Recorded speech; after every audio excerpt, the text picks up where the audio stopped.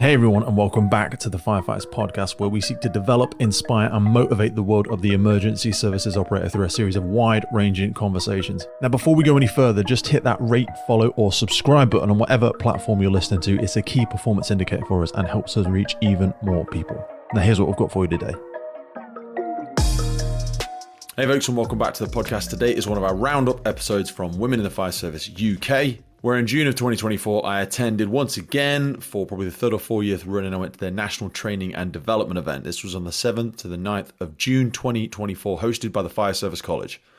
This year's event was another absolute whirlwind of experiences, development, connection, networking, and to be honest, just a super inspiring experience for me personally. And over the weekend, attendees and delegates took part in things such as abseiling, an introduction to the weird and wonderful world of firefighting challenges. There was an authentic leadership development workshop, which I've done the other year. That is a fantastic one. There's the Have a Go experience for people that are in the very early journeys of their fire service career, or perhaps even for Green Book staff looking to transfer into Grey Book. There was a cancer exposure awareness for female firefighters that was run by my good friend John Lord. Always an incredible and emotive presentation from him. You could have a go at driving a fire appliance. There was a session on engaging through change, which we did a mini episode with as well. That was with Lou. That's a really, really interesting one for me. You could have had a go at a fire behavior exposure. You could do fire investigation and fire investigation dogs.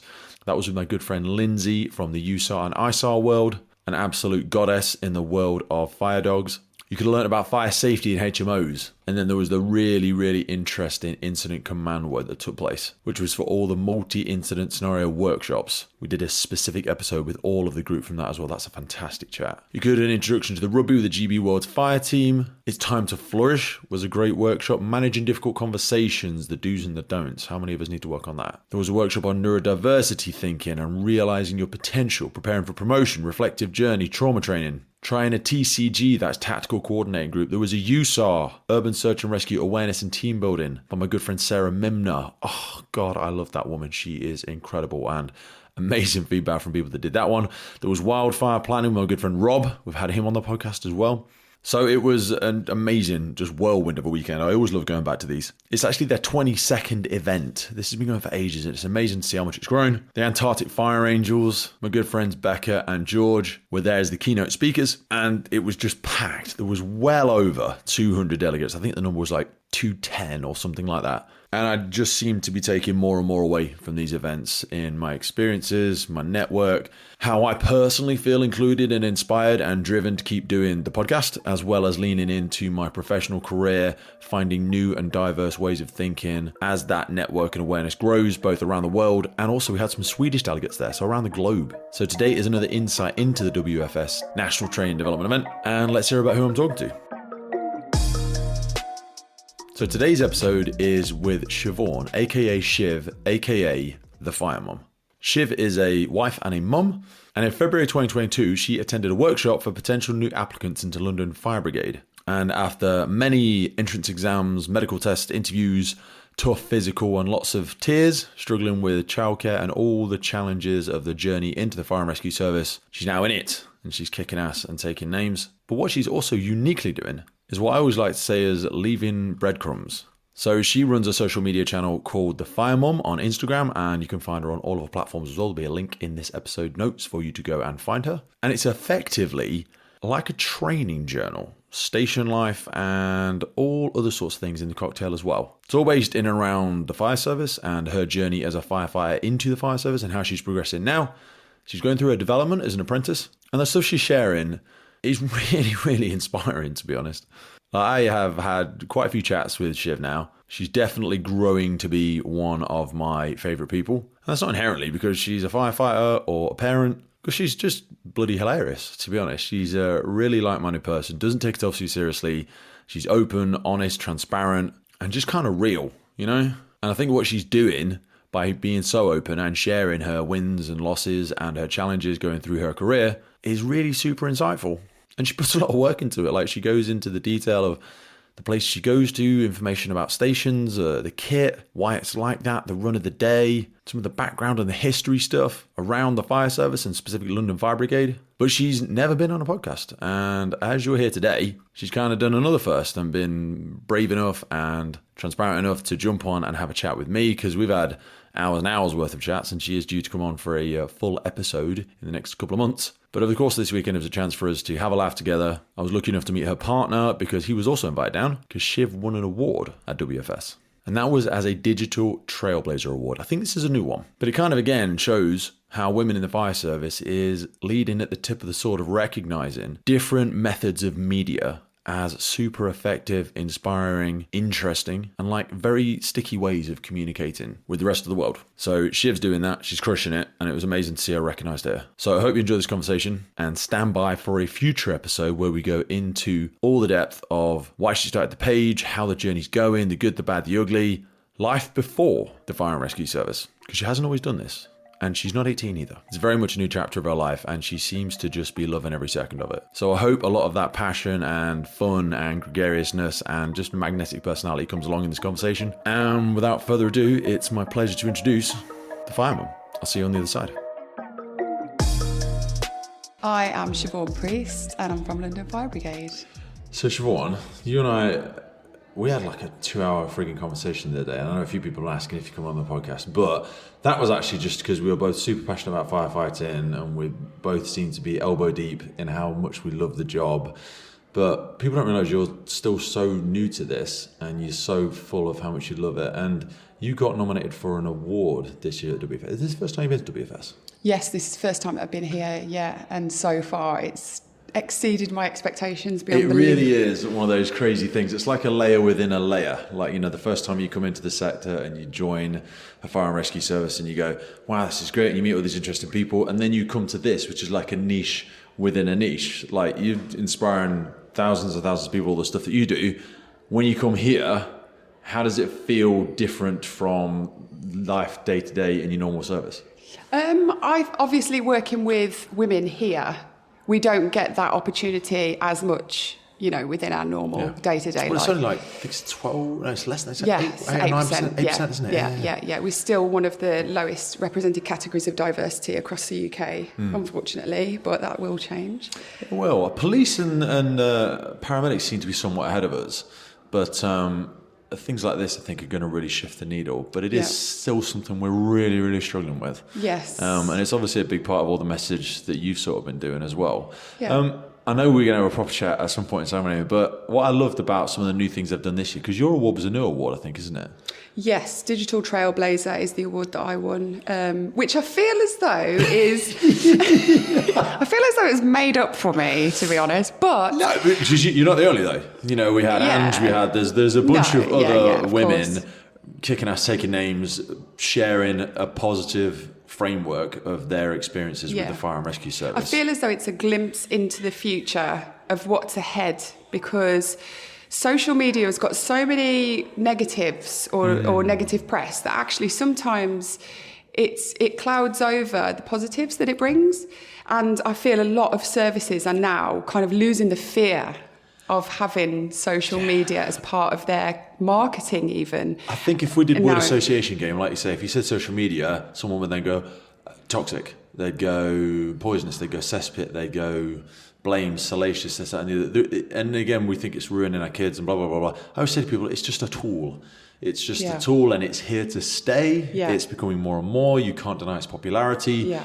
You can choose to use that tool for good. Yeah. Because services are petrified of committing professional suicide, embarrassing themselves, bringing it into disrepute.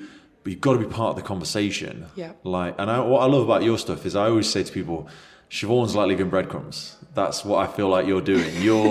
And no one's ever really done that before, because there's a few books about joining the fire services, of some magazine articles sometimes, but no one's really done what you, because there's no corporate or capitalist aspect to what you do. No. You don't run a anything business. You don't. No. It's not you know what I mean? It's just a purely helping other people. And like, I feel like it's the thing a lot of women certainly, but even the thing a lot of fire, because you have a lot of men that contact you as well and say like, perhaps things they don't feel comfortable asking other men. Exactly. And it's the kind of the channel or the platform that they wish existed when they joined. Yes.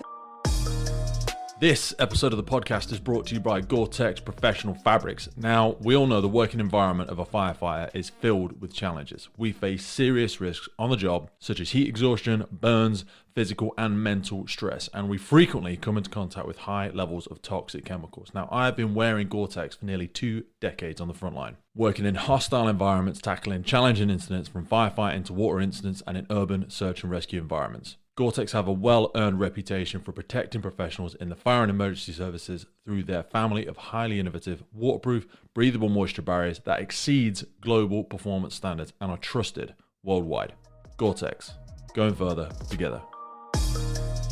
What I'm doing now is what I was looking for before I even started training. Yeah. Whilst I was going through the application process, I wanted an actual real life view of what it's like to be in the fire brigade. Yeah. All the other skills that we learn, not just fighting fires or pitching ladders. Like, I wanted an insight, and I'm hoping that that's what I'm giving to other people, and that's helping encourage other people into the fire service. Because you know what? If you don't know that much about the fire service, it can be this big, scary, standing outside this massive fortress, and all you see is, like I said, I see the picture, and I know you told me about these entry selection tests, but what's the job actually like?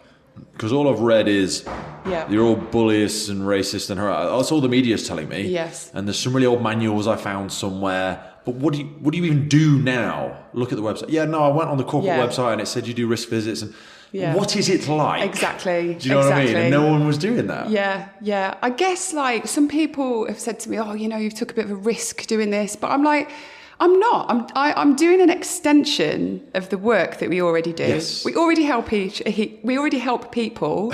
And all I'm doing... If you recorded the community safety visits, that's great stuff. Yeah. But they just don't seem to share, not they as an LFB, but all services. They just don't seem to be able to do that. I don't know if it's out of fear. Are we just a bit archaic in our glacial development and technology? We just seem so behind the curve. I think because we work in an emergency service, there's always been a bit of a fear that obviously people's privacy is top. Number one, we can't share things about incidents, blah, blah, blah. So that is one level of fear that we kind of have put into us, we've got to be very careful about the things we're sharing. However, I feel like we can expose the inside parts of the job that it's beneficial for people to know about without actually disclosing any kind of personal information. Mm-hmm. But it's not the CIA. We're not coming up with the tactical how we're going to deploy into Ukraine. Yeah. These aren't service secrets, for goodness sake. Exactly. It's firefighting. Yes. The stuff we've been doing for 100 years. Yeah.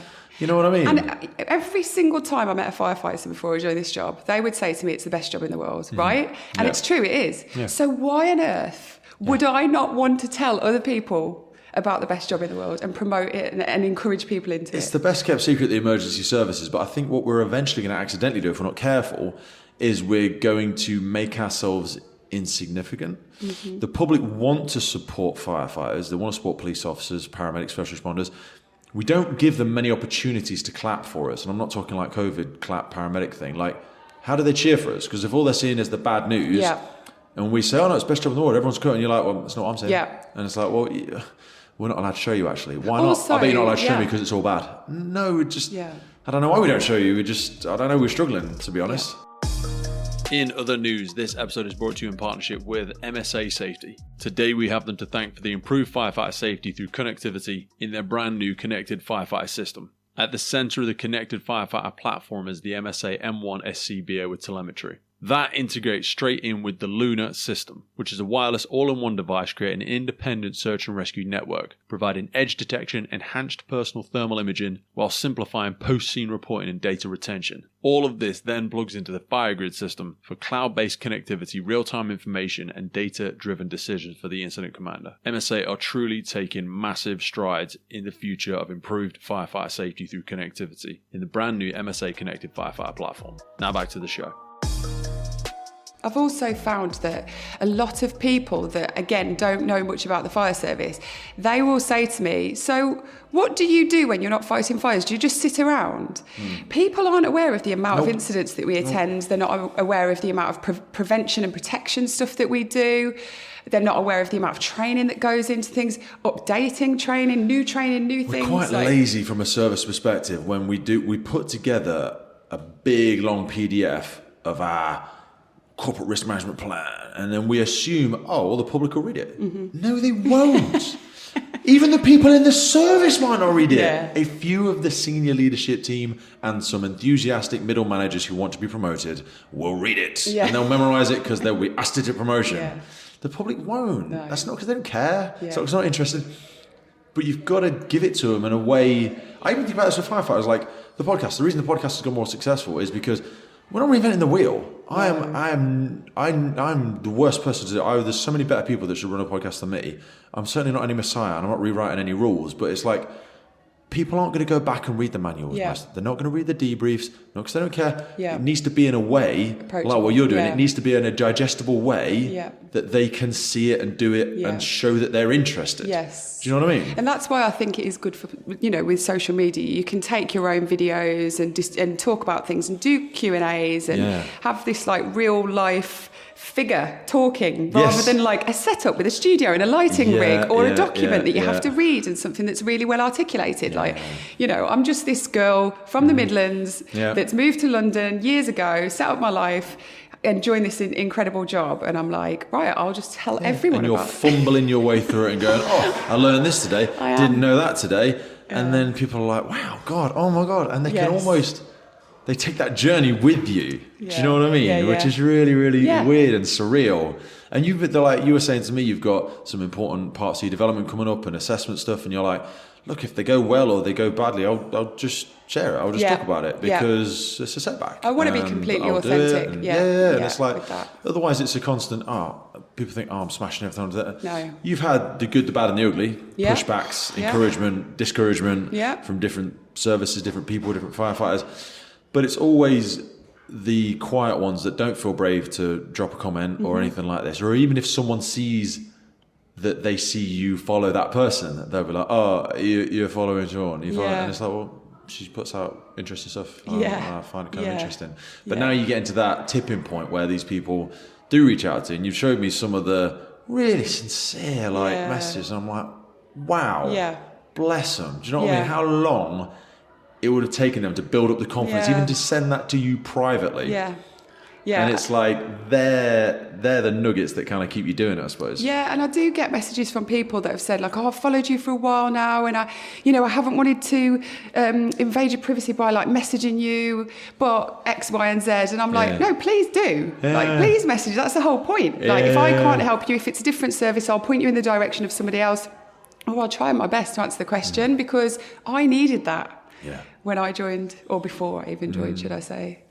There's you were here with your partner, so I want to be respectful of your time because I know you guys go and get the kiddies. Life is waiting, and he would love to have a Sunday lunch with you, and we stopped taking up all your time. But I want to try and attempt a little bit of an encouraging template for people because people say, "Oh, easy for you." Like they might think easy for me with the podcast thing, but it's like that's not easy for anyone. But there's certainly some probably overarching guidance and guidelines. Like there's you, there's Ange, there's WFS, people that are spreading positive.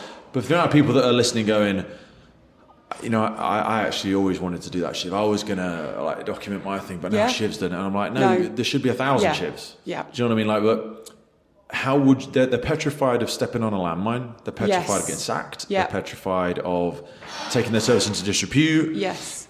How have you calibrated your moral compass of what feels right and appropriate to share when you're sort of sharing your journey? The team here at the podcast are extremely excited to announce our brand new partnership with Patrol Store UK. Patrol Store has been serving the UK's police, fire and emergency communities and first responder sector since 2008, providing leading brands such as Hikes, Magnum, 511, Nebo, Op Zulu, Highlander, AKU and many, many more of our favourites. They are now also supplying bespoke uniform, PPE and station workwear to fire services around the UK. So for all our listeners that are part of your USAR, your HEART team, your ISAR team, your armed response teams, your fire investigation, your NALO, your HAZMAT and all of the training departments that have got your own budgets, be sure to get the absolute best for your team at a realistic price by contacting Aaron and the team at Patrol Store and referencing the Firefighters podcast. Patrol Store will also be taking part in our listener competition giveaways as well as providing unique discounts to podcast listeners. So for people that are always asking about Hikes boots as an example, that is one unique discount code that is coming to you very soon through Patrol Store. We've also got some incredible bags. I mean, the Opzulu bags are a game changer. So you know the really Gucci and expensive tactical black bags that everyone's using in CrossFit workouts and taking to the gym and taking to stations? Well, they've basically got that, but it's made better and costs less, because they're not slapping some Gucci expensive brand name on it and it's giving you what you want on a first responder salary. Be sure to keep your eyes in the notes of the episodes for links to unique offers and discount codes. And if you're looking to buy well and buy once, be sure to get in the notes and head over to Patrol Store UK. Now back to the show. Right, so firstly, I do have, I've got my own private Instagram account. I'm not all like 100% fire service. So I would say separate, if you really want to do what I've done, separate your accounts, right? Keep the fire service stuff to the fire service stuff. You can obviously put little bits of personal stuff in there. I do feature my children on my Instagram. I am the fire mum, so therefore it would be silly if I didn't. It'd be hilarious if you didn't have any kids. I know, how funny. Yeah, it would be. It'd be a bit weird. But yeah, I would say separate them and then think about what it is that you're posting. Read your social media policy. If your brigade has got one, read it. Ours at LFB is really encouraging. It's really, really supportive of using social media in the correct way. Yeah. And that's hopefully what I've done and what I will continue to do. So read the policy. Don't be afraid of speaking to your comms department, because I've had comms departments on this weekend at WFS come up to me and say, we follow you on social media. We would really love someone in our brigade to do what you've done. And I'm like, cool, go and speak. I guarantee they exist. Yeah, go and speak to your comms department. Exactly. Yeah, but speak to your comms department. Yeah, like ask for that calibration. Yeah. This is what I think good looks like. Does this sound like what would be okay with you? Because this is what I'm planning on doing. Yeah, absolutely. Share your journey. Put out there what you think you would need if it was you. So that's what I've tried to do. Even simple things. I have experienced firefighters follow me, and some of the stuff that I put up, it's just everyday stuff. Yeah. But to somebody that's not joined the service. Because you've done it a million times and when you're stuck in your own bubble of this. Even lingo, like we use RTC. People are like, what's that? Exactly. Or just really basic things like do it. It's extremely rewarding. It's an extension of what we already do. Yeah. So go for it. And we've chatted before and said, for those, when you do get, and you'll have had lots of them, I'm sure there's lots to come, of those haters that are like, she's not even talking about the fire behaviour stuff. She's not even talked about the latest study in particulates. And you're like, look, it's not for them.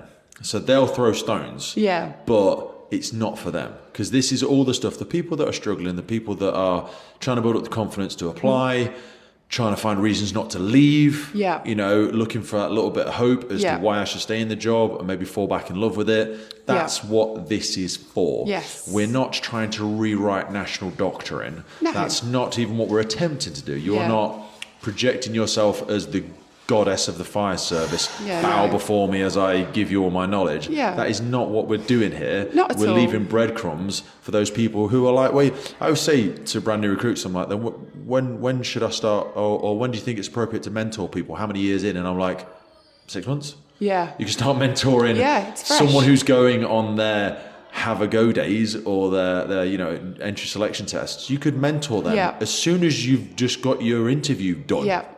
Because they're at step 1 and you're at step 5.